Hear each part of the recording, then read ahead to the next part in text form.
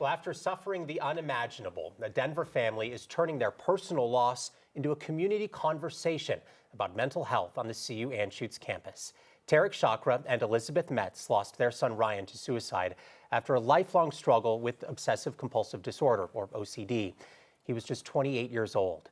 This morning, I'm joined by Ryan's parents, Tarek and Elizabeth, along with OCD Program Medical Director Rachel Davis. First off, thank you so much for being here today.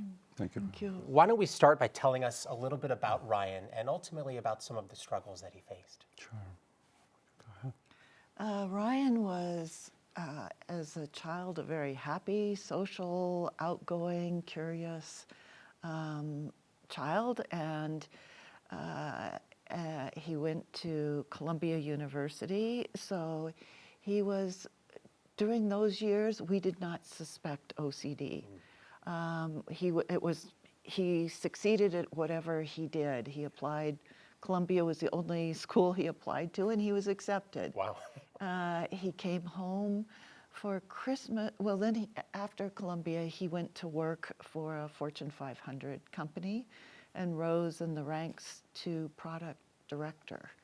So his issue wasn't success. He was successful. In 2023, he came home for Christmas. He had had a stressful year at work because he was applying to these top MBA programs.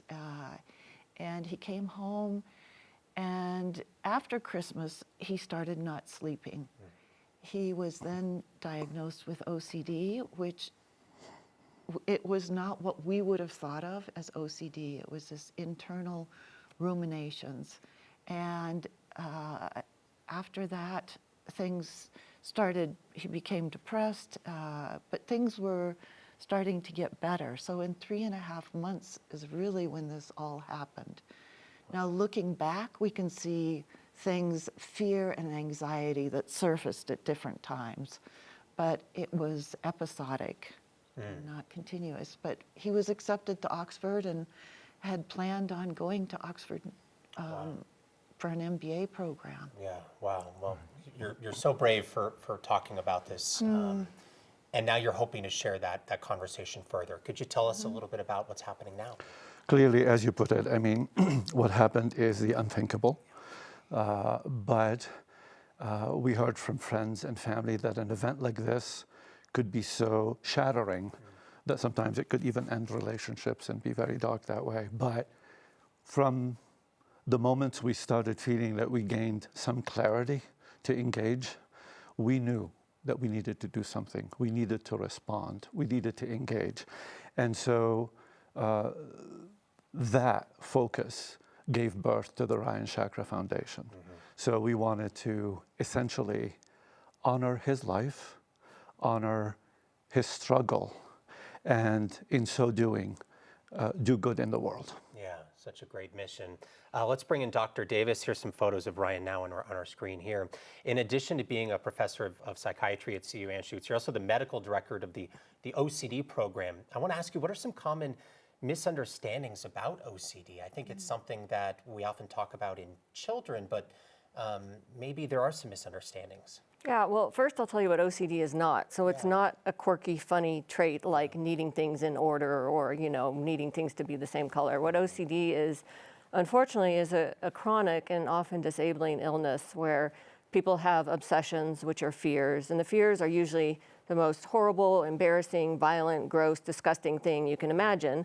So people hide them, and then they do compulsions, either mentally or physically, in attempt to try to alleviate the fears. And the compulsions may work transiently or temporarily, but unfortunately all that does is perpetuate the cycle, so it becomes this vicious cycle of obsession, compulsion, and because the content usually is against someone's values, people are usually ashamed and they hide it, and that can lead to significant amount of shame and suffering in people who have OCD. Yeah, wow, that makes so much sense and so unfortunate to have that as the end result. I imagine communication and talking about this for all three of you is a huge deal, and not only spreading awareness about OCD, but about what to look out for. Yes, absolutely. And I also have OCD, which is one of the ways I got to know Elizabeth and Tarek, is both in my role as medical director and kind of helping them understand my experience of OCD, so they could maybe indirectly understand part of what Ryan might have been going through. Sure, I imagine that's really beneficial. What are you hoping comes out of this series for people who see it and get involved in this? What are you hoping people take away?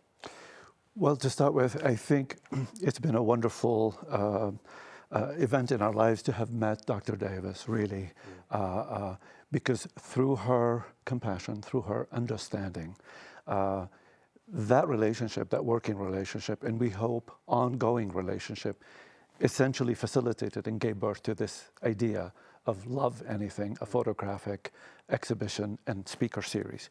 To answer your question, what we would hope, we would like to, for everybody to know a little bit more about who Ryan was. Ryan did not present as a professional photographer per se, because he was in data science, but he was a very talented photographer. Yeah. And the exhibition is not sort of a collection taken from a summer of photography. It spans about 12 years. Wow. And the beautiful thing about it is that it is consistent in many ways about his attention to detail and taking that detail and elevating it to a canvas.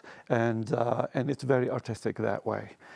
The speaker series, in working with Rachel about this, is absolutely our focus, the three of us, to help parents, help friends, help even probably individual, professionals in the medical community, to understand OCD better.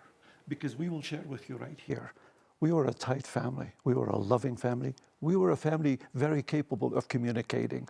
There was no problem there. Ryan knew that.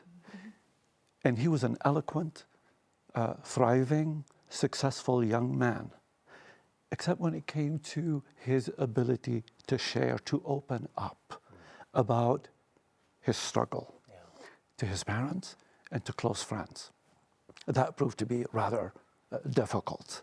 So in many ways, what we would love to be able to accomplish through the help of professionals is to explain what OCD is and how misunderstood and underdiagnosed it is. And in doing so, make it more possible for people who are suffering with it, with OCD, living with OCD from it, and then people who want to help them. Yeah, such a fantastic mission. Well, thank you, all three of you, so much for being here and for sharing Ryan's story today and about all the great work you're doing to spread awareness of this. We have all of that information on the exhibit on our website, 9news.com.